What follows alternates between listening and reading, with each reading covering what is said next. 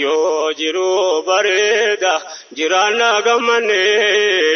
hayaata gaariidha wanni nuree bunne maal beeyna yoo rabbiin gaaf tokko nuu kenne. Assalamu alaikum warahmatullahi wabarakatuh. Ashamaar kafuuna buleewwankii kabajamtoota jaalatamtoota hordoftoota chaanaala ajaa'ib jirtanana dhufuu isiniin jecha namoonni mammaatti sabiskiraayib naaf gootan galatooma ulfaadhaa guddinni keessan kaayyoon keessan bilisummaa isin haa ta'u fi xeessanii haa ba'u jecha ammallee immoo sabiskiraayibdhaan laayik koomentiidhaan na cinaa dhaabbadha hamina waan isinillee fayyadu anallee na fayyadu immoo inshaallah isinii fiduuf deema har'a immoo dawaa addaa tokko qabadhee isiniif dhufee jira kan inshaallah baay'inaan hin fayyadamini haarawaa waan addaati sabgaa fuula jechuudha fuula keenya irratti yennaa godhanne tokko tokko gurraacha erga shifniina nurraa badee booda nurra hafusan akkasuma mootuyyuu uumamaan fuulli tokko gurraatti xixiqqishuusi kan baasantu jira isa sanii fi akkasumallee immoo fuula funyaan irraa fi boqoo irraa kallacha irraa akka xabaasaa ta'e kan isin gugurraachatu baay'inaan namoonni maxbaka keessa fa'aa oolan nuti jechuudha. Shamarran biyya arabaa keessa jirru ni hojjanna akka biyyallee akkasuma garuu immoo ani maqaan isaa kan beekuun akka biyya arabaati beeka faayidaa isaallee kan beekuun akka biyya arabaati suuqa biyya arabaa akkamuu keessatti immoo ni argama jechuudha. Innillee faayidaan isaa maqaan isaa isa kana kun maqaan isaa buzuuran shii'aa jedhama maqaan isaa jechuudha buzuura shii'aa firee shii'aati kunooti fireewwan suuraan isaa mootu fitoon isaa akkana jira jechuudha firee kanaati jechuudha firee isaa immoo baasee qicee isinitti agarsiisa na waliin tura kinoo akkuma argutti jirtanii fireen isaa akka kana jirti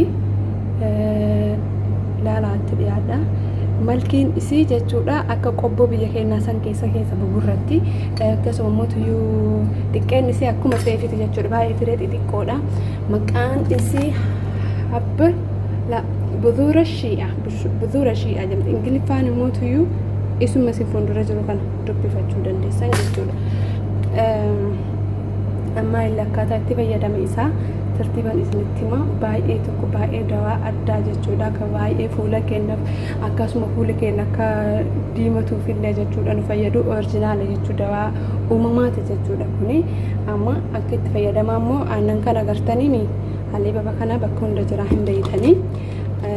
haliiba kana asitti buusa jiranii birtikkootti buusatiin jira ergasii isa kanatti godhaa jechuudha.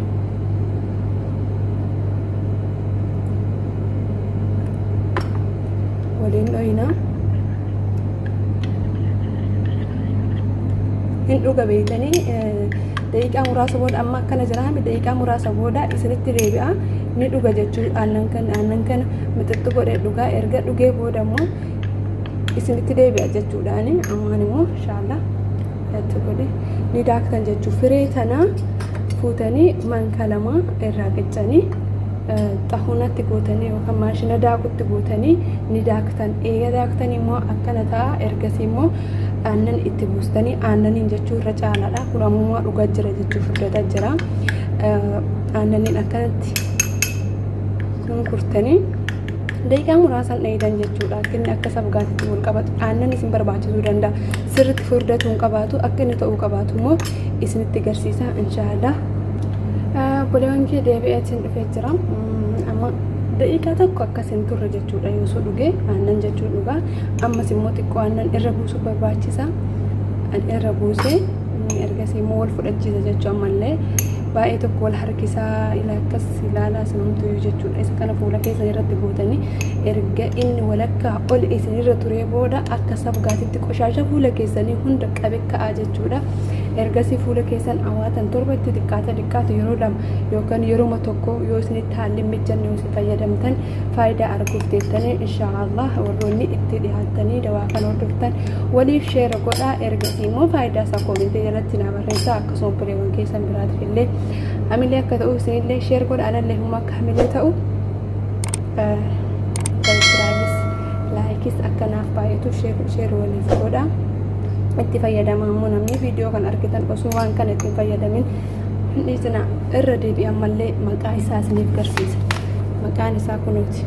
arabiidhaani buzuur shii'aa